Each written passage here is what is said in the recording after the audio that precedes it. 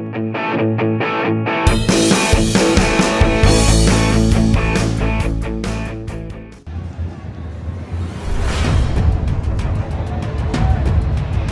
timnas Indonesia, Sandy Walsh, mengungkapkan pengalaman kurang menyenangkan setelah membela skuad Garuda di Piala Asia 2023.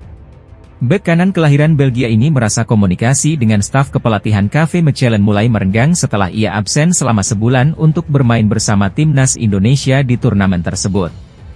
"Saya pergi selama sebulan saat itu, sepenuhnya disibukkan dengan turnamen itu. Saya memiliki perasaan aneh karena hanya ada sedikit komunikasi antara staf Mechelen dan saya," ujar Sandy. Situasi ini berdampak pada karirnya di KV Mechelen. Sandy, yang sebelumnya merupakan andalan di sisi kanan pertahanan, mulai kehilangan tempatnya di tim utama. Musim ini, ia hanya tampil dalam 7 pertandingan bersama klub Belgia tersebut, jauh berkurang dibandingkan musim-musim sebelumnya. Padahal, Sandy Walsh sudah mencatatkan 133 penampilan untuk KV Mechelen dengan torehan 9 gol dan 15 assist. Namun, setelah kembali dari Piala Asia, kesempatan bermainnya semakin menipis, membuatnya mengambil keputusan besar dalam karirnya. Menghadapi situasi sulit di KV Mechelen, Sandy Walsh akhirnya memutuskan untuk membuka lembaran baru. Pada bursa transfer musim dingin 2025, ia resmi bergabung dengan klub Liga Jepang, Yokohama F. Marinos. Pemain berusia 29 tahun itu menandatangani kontrak hingga 30 Juni 2027 dan berharap bisa mendapatkan menit bermain lebih banyak di klub barunya. Kepindahan ke Jepang juga menjadi tantangan baru bagi Sandy, yang kini berusaha membangun kembali karirnya setelah mengalami masa sulit di Belgia. Di tengah kepindahannya ke Yokohama F. Marinos, Sandy Walsh tetap memiliki tugas penting bersama timnas Indonesia. Bulan depan, skuad Garuda akan melakoni 2 laga krusial di putaran ketiga kualifikasi Piala Dunia 2026 zona Asia. Timnas Indonesia dijadwalkan bertandang ke markas Australia pada 20 Maret 2025, sebelum kembali ke Jakarta untuk menghadapi Bahrain 5 hari kemudian. Kehadiran Sandy di lini belakang diharapkan bisa memperkuat skuad asuhan Patrick Kluivert dalam menghadapi lawan-lawan berat di babak ini. Timnas Indonesia U20 harus menelan kekalahan 0-3 dari Iran di laga perdana grup C Piala Asia U20 2025, Kamis, 13 Februari 2025. Pelatih Indra Syafri mengungkapkan sejumlah kelemahan timnya dalam pertandingan tersebut, yang menjadi penyebab hasil buruk di laga pembuka itu. Dalam pertandingan yang berlangsung di Stadion Shenzhen Youth Football Training Base Center, Timnas Indonesia sebenarnya tidak tampil buruk. Namun, menurut Indra Syafri, ada beberapa aspek yang menjadi titik lemah, seperti antisipasi bola mati dan duel 1 lawan 1.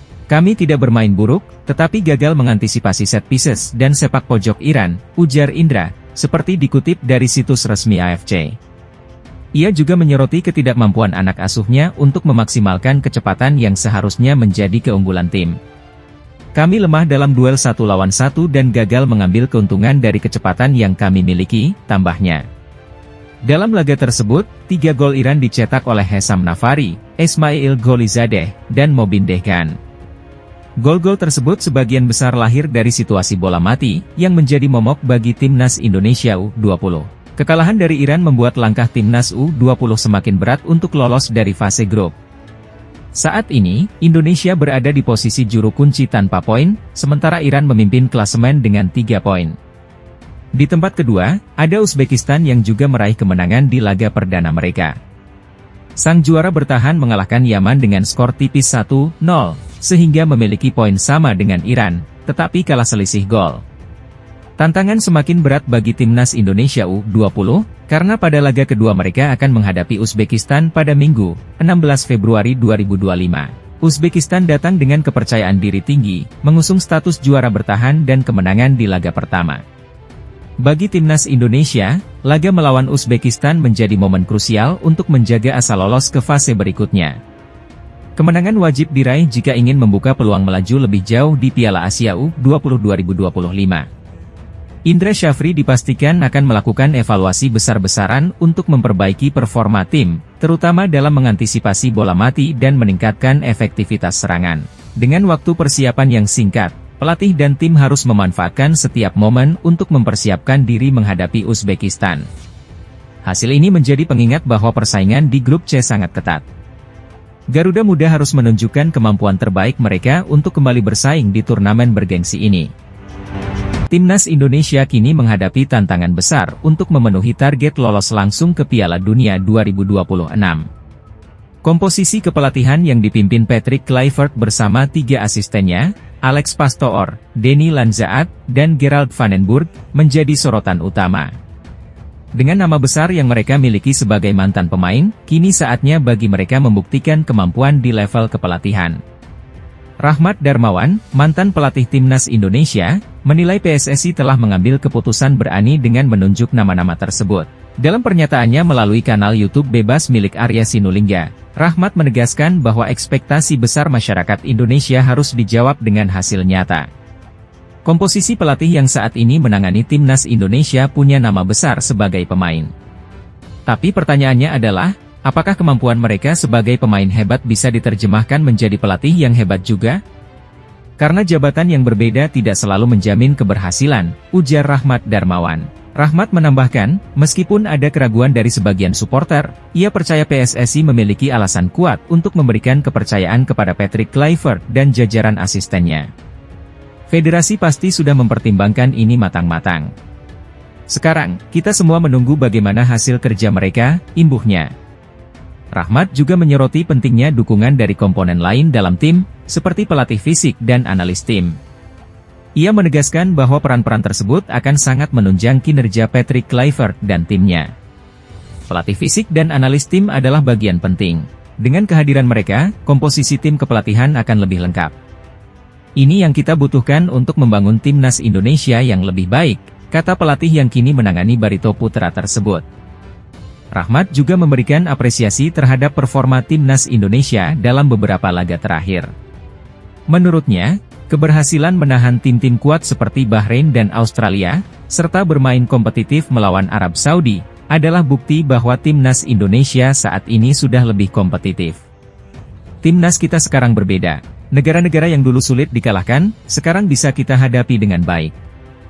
Itu menunjukkan peningkatan yang signifikan, ungkap Rahmat.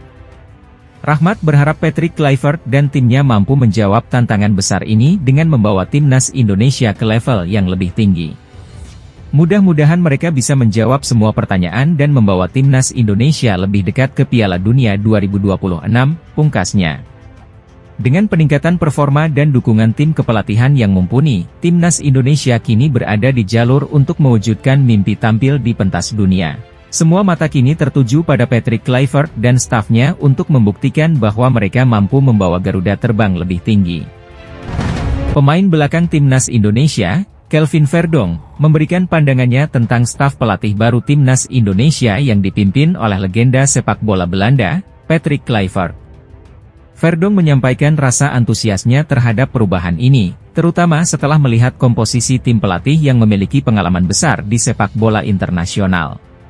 Di bawah arahan Patrick Kluivert, Timnas Indonesia kini diperkuat oleh 3 asisten pelatih, yaitu Alex Pastoor, Denny Lanzaat, dan Gerald van den Burg.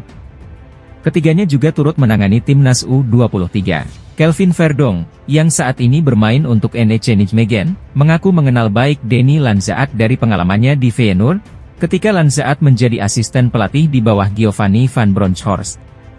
Dalam wawancaranya dengan media Belanda, Verdonk menyebut Patrick Kluivert sebagai sosok legenda yang memiliki karisma besar. Sementara itu, Alex Pastoor dianggap memiliki keahlian taktik yang sangat mumpuni.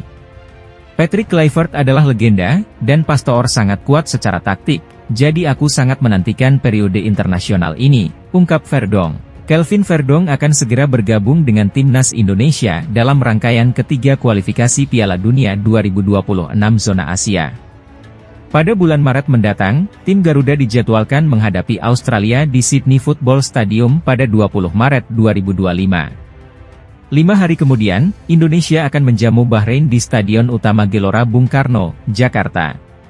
Saat ini, Indonesia menempati peringkat ketiga di grup C dengan koleksi 6 poin dari 6 pertandingan. Garuda hanya terpaut 1 poin dari Australia di posisi kedua dan jauh tertinggal dari Jepang yang kokoh di puncak klasemen dengan 16 poin. Namun, posisi Indonesia belum sepenuhnya aman karena hanya unggul selisih gol atas Arab Saudi, Bahrain, dan Cina yang juga mengintai di papan tengah. Format kompetisi membuat hanya 2 tim teratas yang lolos otomatis ke Piala Dunia.